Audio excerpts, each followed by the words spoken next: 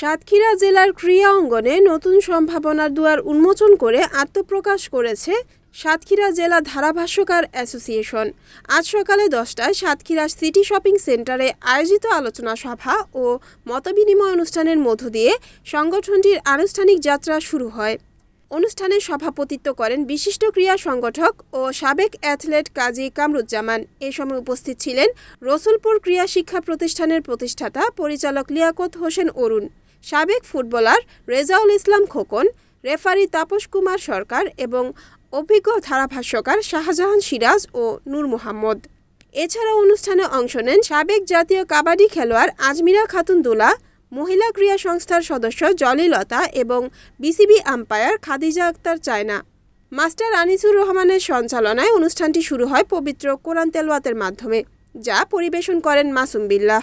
সভায় সর্বসম্মতিক্রমে আহাদুল্লাহ সানাকে সভাপতি, মুহাম্মদ ইকবাল হোসেনকে সাধারণ সম্পাদক এবং হাবিবুর রহমানকে অর্থ সম্পাদক করে নতুন কমিটি ঘোষণা করা হয়। নবগঠিত কমিটির নেতৃবৃন্দ জানান, জেলার ক্রীড়া ধারাভাষ্যের মান উন্নয়ন, নতুন ধারাভাষ্যকার তৈরির সুযোগ সৃষ্টি এবং বিভিন্ন ক্রীড়া ইভেন্টে পেশাদারিত্ব বৃদ্ধির লক্ষ্যে সংগঠনটি কাজ করবে। পাশাপাশি তরুণ প্রজন্মকে ধারাভাষ্যের প্রতি আগ্রহী করে তুলতে নিয়মিত প্রশিক্ষণ ও কর্মশালার আয়োজনের পরিকল্পনাও রয়েছে। বক্তারা আশাবাদ ব্যক্ত করেন, এই সংগঠন গঠনের মাধ্যমে সাতক্ষীরার ক্রীড়া ধারাভাষ্যকারদের জন্য একটি শক্তিশালী ও সুসংগঠিত প্ল্যাটফর্ম তৈরি হলো, যা ভবিষ্যতে জেলার ক্রীড়া অঙ্গনকে আরও সমৃদ্ধ ও গতিশীল করে তুলবে।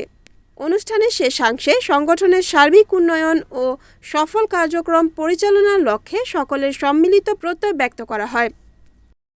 Report Abdur Rashid, NNTV, Satkhira.